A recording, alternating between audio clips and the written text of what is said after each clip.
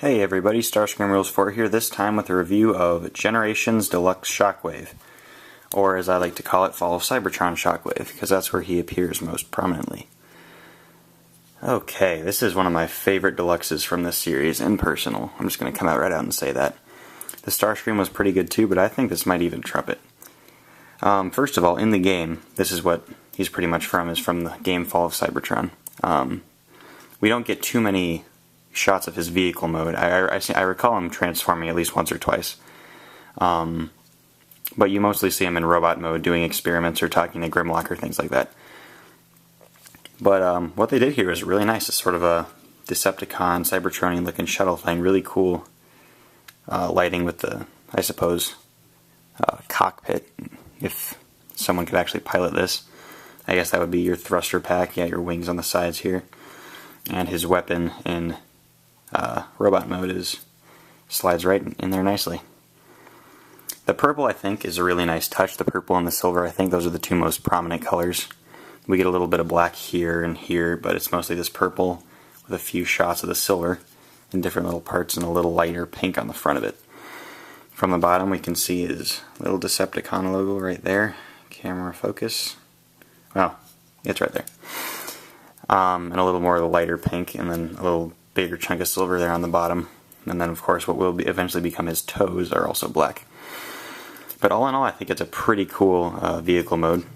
All considering I never really got a good look at it, so I was a little worried when I bought this. I'm like, or what are they going to do with the vehicle mode? Are they going to be like Revenge of the Fallen, Voyager Fallen, and just throw something weird together and kind of hinder the the robot mode? But I think they did a pretty good job with this, especially considering how good the robot mode is.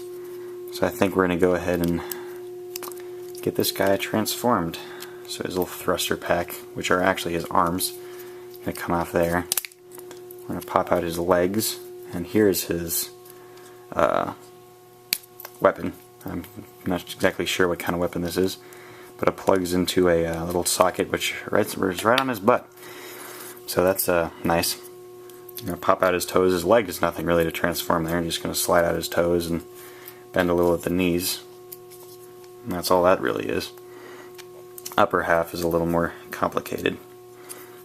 Arms, or shoulders I should say, are going to come down like so. You're going to pop up his chest here. These wings will come up, sort of like shoulder blades. You push down and the head pops up. Then you peg right on the side of his cockpit looking thing. There's little pegs, and you arms pegging right there. And then you're going to rotate them and come down like so.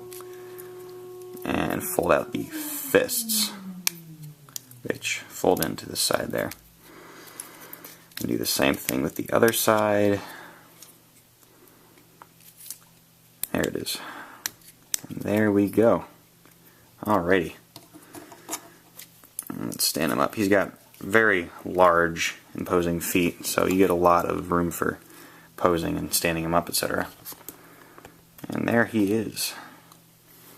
Very nice. The translucent plastic on the front is now prominent with the light piping in his head now, with his eye, single classic Shockwave eye. And you're going to go ahead and plug his cannon doohickey right in here, whichever arm you prefer.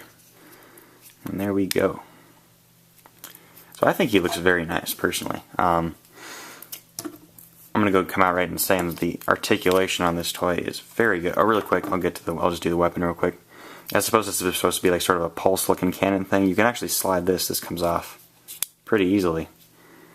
I never figured out if that was just sort of like a minigun-looking thing or what they were trying to do there. It might combine with another weapon from another figure to do something else, but I do not know there.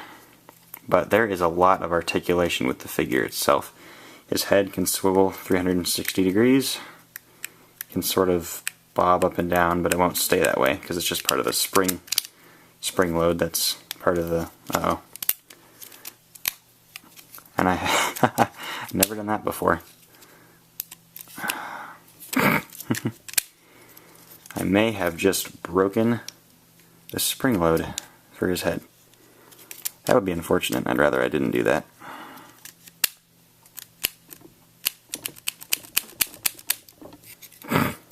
Alright, this is rather... Oh, there we go. That was embarrassing. Alright, so there's a spring. I'm not going to do that again for fear that that'll happen again, but it pops out on a spring normally. I'm not sure what just happened there. Just my luck, I guess.